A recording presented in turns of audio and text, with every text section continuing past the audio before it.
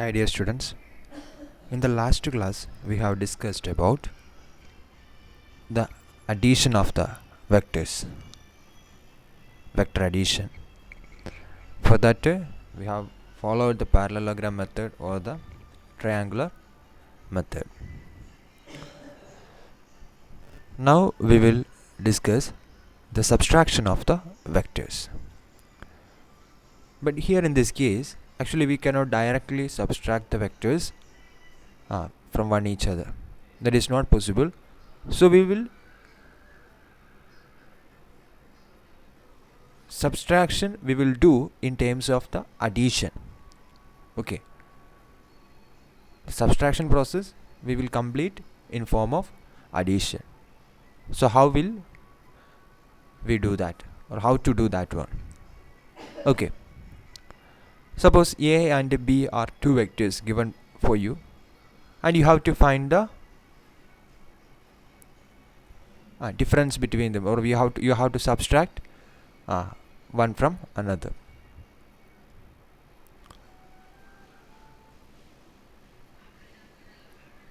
So you know that when you are subtracting the vector A with the B, that is A minus B, that will be always equal to A plus of minus B. Okay, A minus B will be equal to A plus minus B. So I think now you understood how to do the subtraction in terms of addition.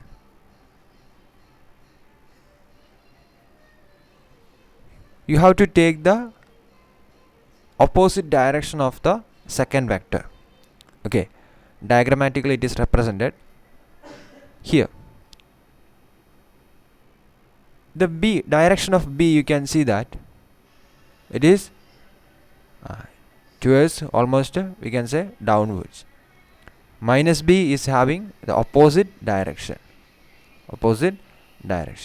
So instead of this B, if you are considering the minus B, and if you are finding out the sum with A and minus B, then you can find out the value, resultant value, that is A minus B.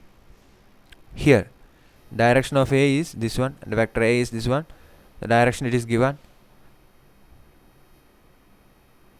Now B, the direction of B is downwards. Minus B, you have to consider it is upwards. Now you have to do the simple triangular law of the addition. Triangular law of addition you have to use. As A and B, you can see from A the direction, the head of the A is connected with the tail of B, and if you are joining the A, tail of the A and head of B, you will get the resultant R1 as A plus B. The same way A and minus B, actually we have to find out the value vector A minus B. So you have to consider A and minus B. Head of the A is connected with joined with the tail of B minus B, and the resultant will be A to from, we can say, if it is O and if it is P, the OP will be the resultant value, and that is actually A plus minus B, that is equal to A minus B. So this is the way you have to do the subtraction of vectors in terms of addition. Okay, actually you are doing the addition only here, but the second vector which you are considering, its opposite direction you have to take. When you are taking the opposite direction, the sign will change, and afterwards if you are doing the addition, automatically it will become the value you are obtaining will be a subtracted value. Okay, so that is regarding the subtraction. Now let us come to the parallelogram method. Actually it is actually equivalent to the triangular method. So how to do this one? Here in this parallelogram method, you have to join the tail of both. Actually this we are considering it for the parallelogram law of vector addition. Okay, so the tail of both the B and A should join together at a point which will named as origin. Okay, the 0 0 point. So from the origin,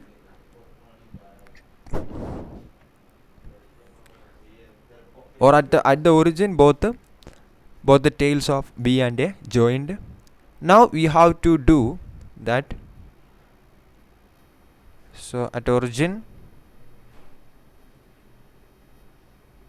at point origin, the tail of B and tail of A joined.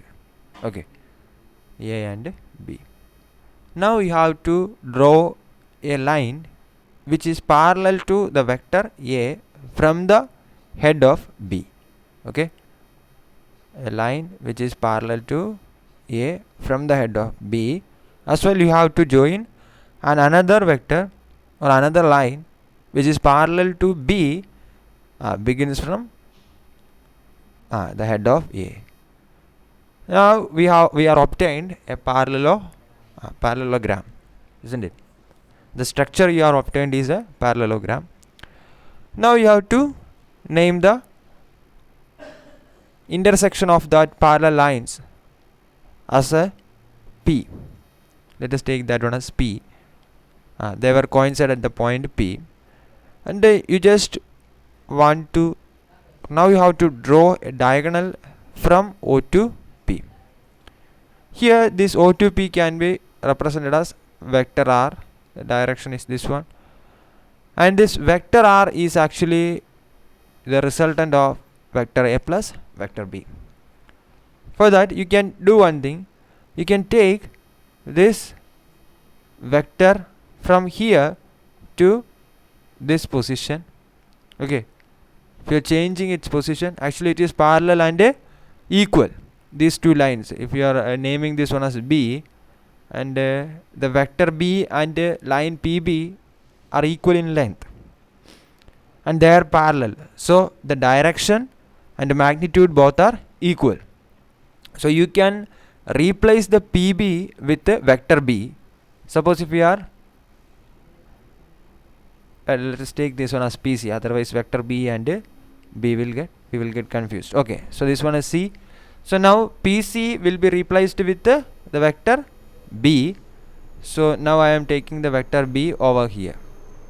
So now you obtained a structure, is it will like this: A, B and vector R. This is actually similar to the triangular law of vector addition, that is head of A and tail of B are joined together, and from the tail of A one line is drawn, it is towards the head of B. So here this R is equal to vector A plus vector B.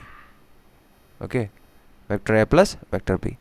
So you can say both triangle law of vector addition and the parallelogram law of vector addition are equivalent to each other. In the case of parallelogram law, you have to consider the diagonal as a resultant.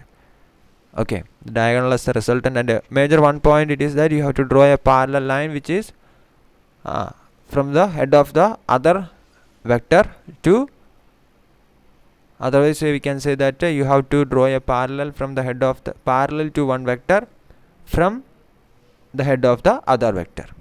Okay,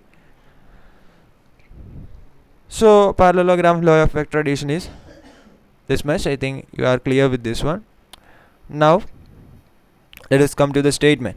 Whatever we have learned now in a simple words, it is expressed in your textbook.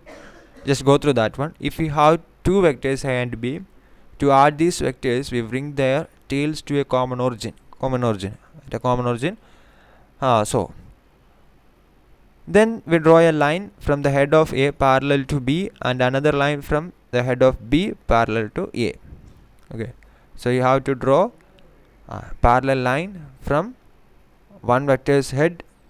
The line should be parallel to the other vector. Then we are obtained a parallelogram. Now you have to join intersections of both vectors, that is the tail intersection, origin. From origin to, you have to draw a line towards the intersection of the parallel lines. Then you can obtain the resultant vector r, and r will be is equal to, suppose if the other two vectors are a and b, then a plus b, vector a plus vector b will be is equal to vector r. Okay, now one example. Actually it is derived one only, the solution it is there in your textbook, but still it was like an application level question, so just to go through that one. So rain is falling vertically with a speed of 35 meters second raised to minus 1. Winds starts blowing after some time with a speed of 12 meters second raised to minus 1. Actually the wind is blowing in east to west direction. In which direction should a boy waiting at a bus stop hold his umbrella? Okay, so velocity of rain, actually it is vertically downwards. So it is represented here, the velocity of rain, it is vertically downwards. That would be like this. And the velocity of the air, okay, otherwise the wind, we can say it is east to west. So this is the velocity of wind. Now you have to find out the resultant of these two vectors here. Actually you know that vector, suppose the diagonal of this parallel, if you are joining the lines, that means if you are drawing the parallel lines, if you are drawing a parallel lines, you can say you can obtain a parallelogram. So as per the parallelogram law, vector r will be is equal to vector vr plus vector vw. Now actually this is in the vector form. Suppose in this case, in such cases, if you want to find out the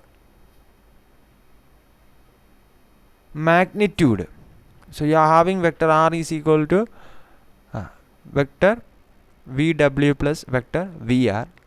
If you don't want the direction, but just if you want only the magnitude, then you can use this equation, that is r is equal to root of vr square plus vw square. Okay, root of vr square plus vw square, to find out the magnitude of, just the value of the resultant vector r. So remember this one. So likewise you can find out, so vr value and vw values are there, and you have to just substitute those values into the equation, then you will obtain the resultant value as 37 meters second raised to minus 1. Now the velocity of the rain now falling will be 37 meters second raised to minus 1. That is the resultant velocity of the rain. If you are adding, or if you are considering the wind, then the resultant velocity will be 37 meter second raised to minus 1. Now here you can see the angle between the resultant vector and the vertical line, or the velocity of rain, the direction of velocity of rain, it is given, that is theta. Theta is the angle. So in such cases, the VR will be is equal to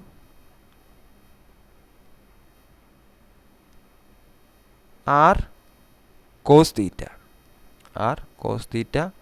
And the VW will be is equal to, so the line which is adjacent to the angle will be in terms of R, it means in terms of cos theta, and as well which is opposite, that will be considered R sin theta. Otherwise you can take this VR from here to here.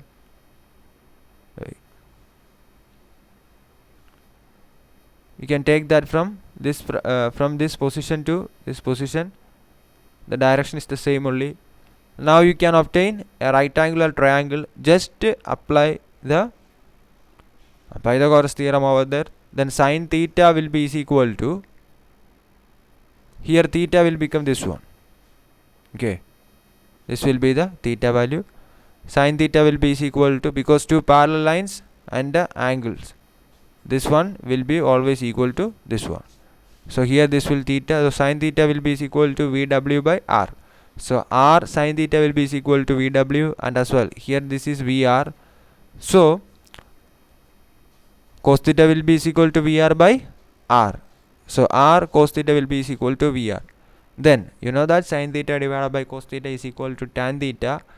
If you are substituting the R sin theta divided by R cos theta will be is equal to tan theta, that will be is equal to VW by VR, and you just want to substitute the value of VW and VR, you will obtain 0.343.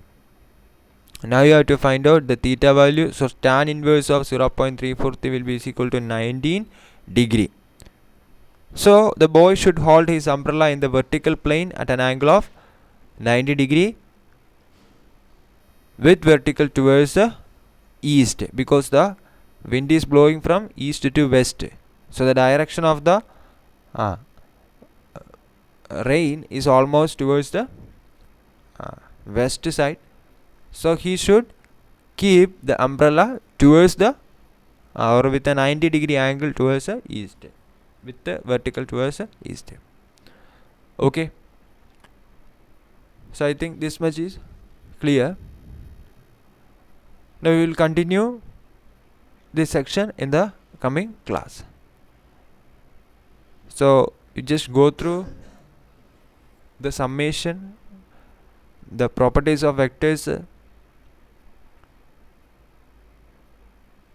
then the properties of summation, vector summation, the commutation, then association, all those things, and the subtraction. And you should study this parallelogram law, and as well study this example also, where if you want to find out the magnitude R, you have to take the square root of the sum of squares of the individual values. Okay, then you can wind up here. Thank you.